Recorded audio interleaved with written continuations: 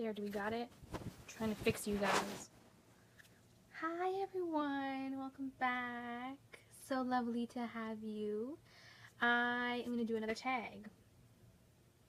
Haven't done a tag in a while, so I thought I'd throw one out there. This one is the beauty scenario tag, and this one's going to be interesting because I read through the questions briefly and I'm like, I'm going to jump right in. Question number 1. If you have to get rid of all your foundations and you can only keep one high-end and one drugstore, which do you keep? Oh boy. Okay. If I had to get rid of all my foundations, one high-end and one drugstore I could keep, I would choose currently, because I mean I haven't tried all the drugstore and all the high-end foundations in the world, so I can't really base it on that. But out of the ones that I have tried currently, I would keep my Makeup Forever HD foundation as my high-end, and I would keep my CoverGirl 3-in-1 Outlast foundation as my drugstore. Those are the two I would keep. Number 2, you go for an interview and a lady interviewing you has lipstick on her teeth. Do you approach the subject or ignore it completely? I would have to say that I would tell her. I mean, I wouldn't want, like, if it was me and I had lipstick on my teeth, I hope someone would, be kind enough to tell me in a way where it's not, embarrassing. Like, I wouldn't just come out and say it in front of everyone around. I would wait until we're kind of, alone, or maybe in her office where it's just the two of us, and then I would say to her, hey, you have a little bit of lipstick on your teeth, just kind of take it off. But yeah, I would definitely tell her. Number 3, you're not feeling yourself and need to pick me up. Which lipstick do you put on to make yourself feel beautiful? I don't have, I think all my lipsticks, all my bright colors, I would say, all my bright colors to make me feel beautiful. Like this one here is Lime Crime Pink Velvet, and I love it. It makes my teeth white. It's a pop of color. I don't normally do dramatic eyes with a bright lip, but I felt like I was filming. It's okay to do that every so often. Anything bright colors. Love bright colors, or really, really dark vampy colors like Max Rebel or Sangria by Milani. So it's either or. I know they're completely opposite ends of the spectrum, but it's true. I'm very dramatic that way. So, it's got to be either a really, really bold, bright lip, or it's got to be a really, really vampy, bold lip. So it's either of the two that, make me feel beautiful. Number 4, you go back in time for a day to your teenage years. How would you do your hair and makeup differently? Funny story, I wore a lot of makeup when I was in high school, and I was very tasteful with what I wore. I wore a lot of colors on the eyes, but I also wore a lot of neutrals, and I rarely wore a bright lip, like ever. I never even owned a lipstick in high school. It was all glosses and neutral glosses too. So I don't think I would change anything, to be totally honest. Hair-wise, I did change my hair in grade 11? No, grade 11 or 12. Could be one of the two, I don't remember. I did a co-op at a hair salon. I hadn't cut my hair in years. It looked really straggly and gross, and the hair salon owner decided to take it upon herself to give me a haircut to kind of, get my hair back to its healthy state, because it had stragglies, and then, she started introducing me to extensions, because my hair is very thin. So she started doing extensions on me, and so I would have to say, hair-wise, I would have done it differently up until grade 11, but then after grade 11, when I started my co-op at the salon, I was introduced to more knowledge about hair, so I changed it up. But if I had to choose, it would be the hair situation in the beginning of my high school career. Number 5.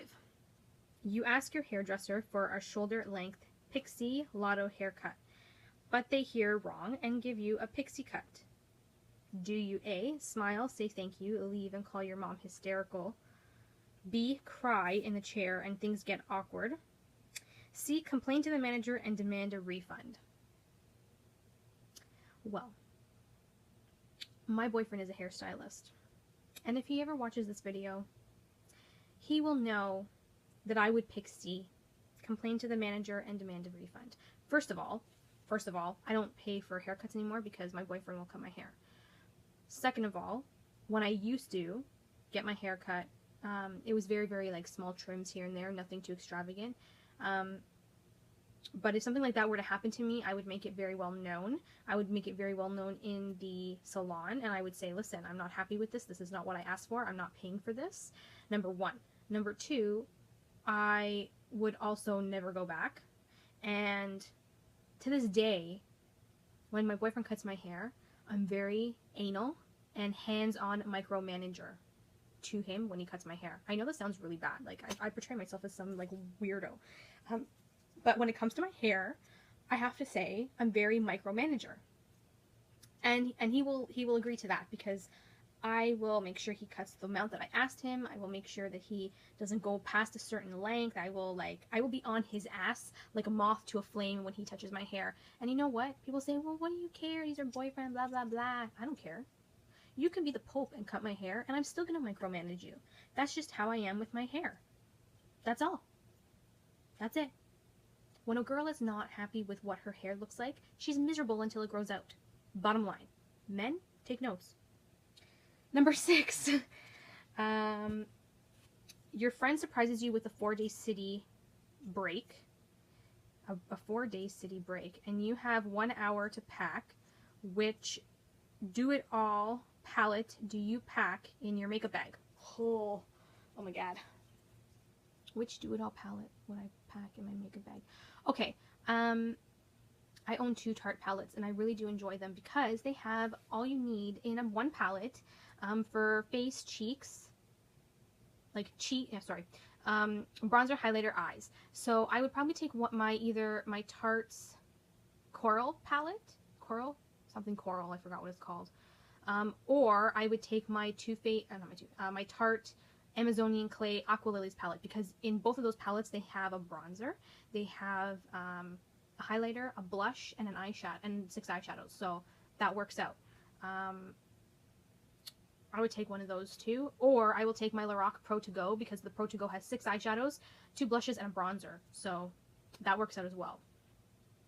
So one of those 3 I would probably take, just to get myself through the trip. Since really, you shouldn't be taking your whole makeup collection with you if you're going for a certain amount of time anyways. Moving on. Number 7. Your house has been robbed. Don't worry, everyone is safe, but your beauty stash, sorry, I can't read here, has been raided. What's the products you really hope is safe? Oh, God. Okay. Beauty products I hope are safe. Are you ready? Because we'll be here a while. Number 1, my makeup brushes. Makeup brushes can be expensive and they do add up. So I would hope that my makeup brushes are safe. They're one of the most valuable things that I would think in a makeup collection.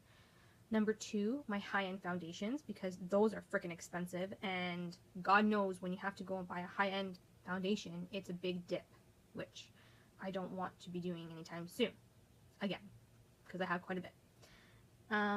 Number 3, my skincare, because skincare costs a lot of money. Even if it's drugstore, it's still a little bit pricey at the drugstore, so whether it's drugstore or high-end, I would hope my skincare is saved. And finally, number 4, because I have 4, I would have to say my lipsticks and my palettes, number 5. So 4 would be lipsticks and my palettes. If what was stolen was like lip glosses, you know, single eyeshadows, because I have a lot of single eyeshadows, I wouldn't be as crushed. But I do take pride in my brushes, my high-end foundations, my skincare, my lipsticks, and my palettes, because those are what I spend the most money on, to be totally honest. You know, if a highlight, I don't have many like high-end highlighters, so if they went missing, that's fine. Bronzers, I love bronzers, don't get me wrong. If they did go missing, that's okay, because I could always buy new bronzers. Bronzers are not as expensive as other products, other than the 5 products that I've mentioned. So yeah, pretty much half of my makeup. Oh, that was great. Number 8, your friend borrows your makeup and returns it in an awful condition. Do you A, just pretend you haven't noticed, B, ask them to repurchase it, or C, secretly do the same to something of theirs? I can tell you right now, I'm not going to pick either of the 3 choices because I don't share makeup, period. The only thing that I share with my girlfriend, and she's my best friend, Vanessa, is nail polish. That I'll share with her because nail polish is nail polish. But when it comes to bronzers, highlighters, lipsticks, lip liners, I'm trying to think of like eyeshadow palettes, even brushes, I don't share none of that. And I don't know why, this may sound a little bit selfish, but I'm not the type to lend out makeup because it's just gross. Like, you don't know where it's been, you don't know if they put their hands into it, and yeah, you can definitely wash your brushes, but any makeup artist will tell you they have 2 sets of brushes. A set for when they do clients, and a set for their personal use. And I'm not a professional makeup artist, by all means, but I wouldn't go and just, hand out my brushes for someone to borrow. They become expensive. Even though I do have some affordable ones, they still do add up. So I wouldn't just go, have my friends borrow them. That's just retarded. Yeah, I wouldn't share makeup, period. It's just gross. The only thing that I would do is if like my girlfriend wants me to do her makeup, then I'll do her eyeshadow look or whatever that case is. But that's pretty much the gist of it. It will never be borrowed and taken out of my line of sight. So that question is irrelevant to me because I won't share makeup. Sorry, guys. I will share my opinions and my thoughts with you on products I use because everybody knows that, we're on this beauty community for a reason. But when it comes to physically sharing makeup, you don't want to contaminate things. You don't know what other people have, whether they're your friends or not. You just don't want to go there. That was it. This was a long video, I'm sorry. That was the beauty scenario tag. I hope you guys enjoyed my thoughts and my opinions on these situations. I'd like to see you guys do the tag. I will leave the questions down below so that you can take the questions and answer them yourself. So whoever has watched this video, please consider yourself tagged, and I will be looking out to see who does it. Bye, everybody. See you next time. Mwah.